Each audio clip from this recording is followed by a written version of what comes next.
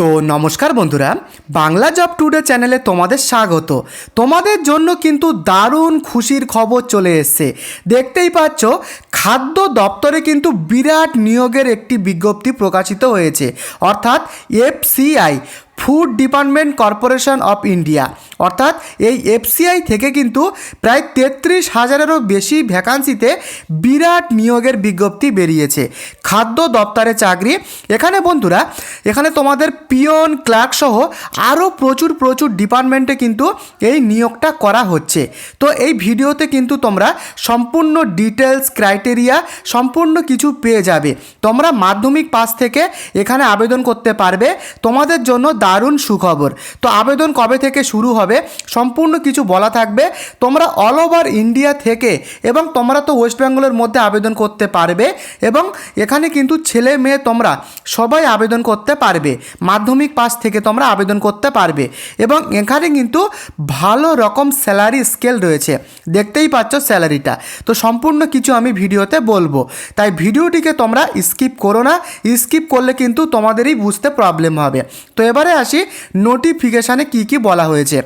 তো দেখতেই পাচ্ছ, এখানে পরিষ্কারভাবেই দেওয়া রয়েছে যে ফুড ডিপার্টমেন্ট ভারতী 2026। এখানে অর্গানাইজেশন নেমটা পরিষ্কারভাবে উল্লেখ করা রয়েছে, যেখানে এফসিআই অর্থাৎ ফুড কর্পোরেশন অফ ইন্ডিয়া, এই এফসিআই থেকে কিন্তু এই রিক্রুটমেন্টের নোটিফিকেশানটা প্রকাশ করেছে। এখানে কিন্তু 4টে ক্যাটাগরিতে নিয়োগ করা হবে। Category 1, category 2, category 3, category 4। তো বন্ধুরা, এই 4টে ক্যাটাগরিতে কিন্তু এখানে নিয়োগটা হবে। তো তোমরা অনেকেই বুঝতে পারছো না যে এই ক্যাটাগরিটা কী। তো তোমাদেরকে একটা উদাহরণ দিয়ে তোমাদেরকে বলে দিই। এখানে রেলের ক্ষেত্রে যেমন গ্রুপ এ থাকে, গ্রুপ বি থাকে, সি থাকে, ডি থাকে, এরকম সেম কিন্তু এই এফসিআইয়ের ক্ষেত্রেও কিন্তু এরকম লেভেল রয়েছে।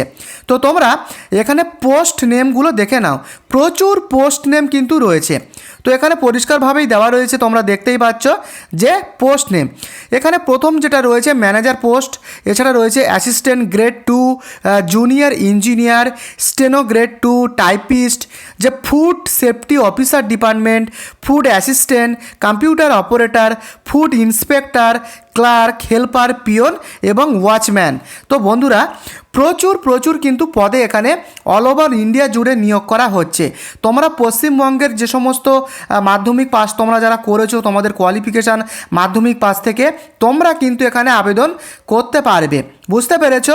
তো খুব ভালো কিন্তু সুযোগ, ভালো অপরচুনিটি এখানে কিন্তু পরিষ্কারভাবেই বলে দেওয়া হয়েছে টোটাল পোস্ট এখানে 35,560 এই বিরাট ভ্যাকান্সিতে এফসিআই এখানে কিন্তু এই নিয়োগটা করছে।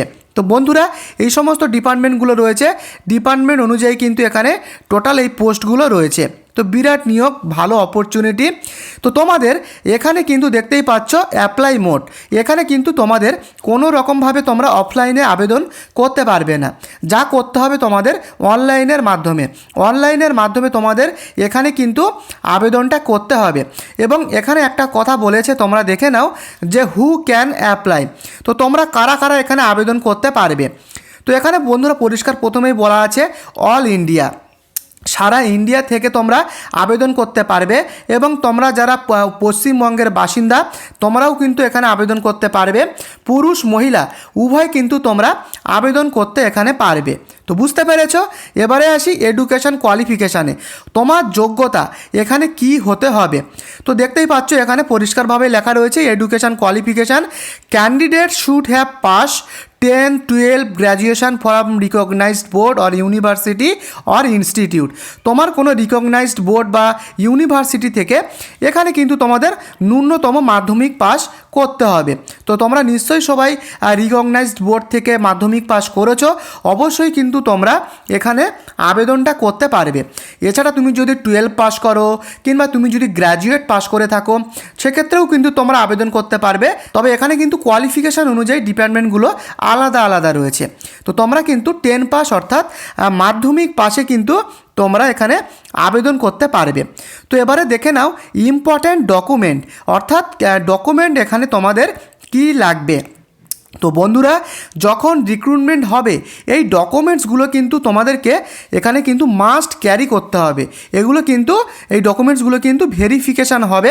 তো তোমরা দেখে নাও, তোমার পাসপোর্ট সাইজ ফটোগ্রাফ চাওয়া হয়েছে, তোমার পাসপোর্ট সাইজ ফটোগ্রাফ লাগবে এবং তোমার সিগনেচার কিন্তু তোমার লাগবে, তোমার অরিজিনাল যে আধার কার্ড সেই আধার কার্ডটা কিন্তু তোমার লাগবে এবং তোমার লাগবে এডুকেশন সার্টিফিকেট, তোমার কাস্ট সার্টিফিকেটটা হলো তুমি যদি এসসি হও তার এসসি সার্টিফিকেট, তুমি যদি এসটি হও সেক্ষেত্রে এসটি কার্ডের সার্টিফিকেট, ওবিসি, পিডব্লিউডি, তুমি যে কাস্টেরই হও না কেন সেই কাস্টের কিন্তু এখানে সার্টিফিকেট লাগবে, তোমার এস প্রুফ দিতে হবে।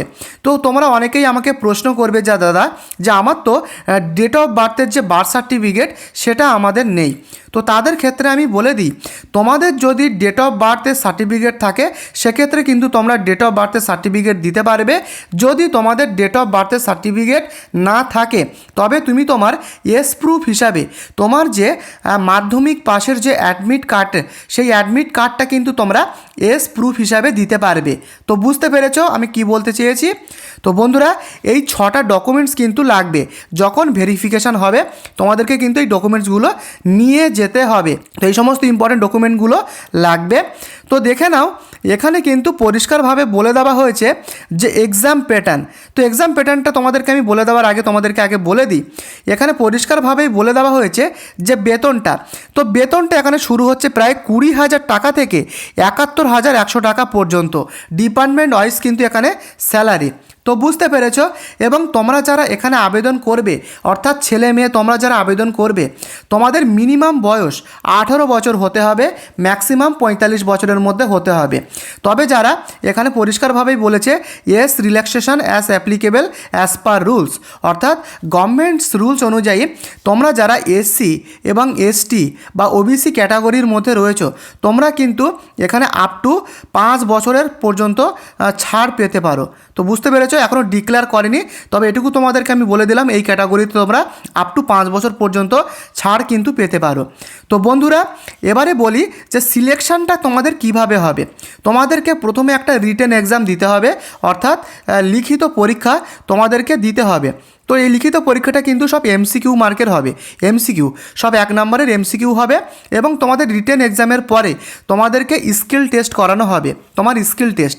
তারপরে হবে ডকুমেন্ট ভেরিফিকেশানটা যেটা একটু আগেই তোমাদেরকে আমি দেখালাম যে এই ডকুমেন্ট ভেরিফিকেশান এগুলো কিন্তু তখন লাগতে পারে, এইগুলো কিন্তু তোমরা দেখে নেবে।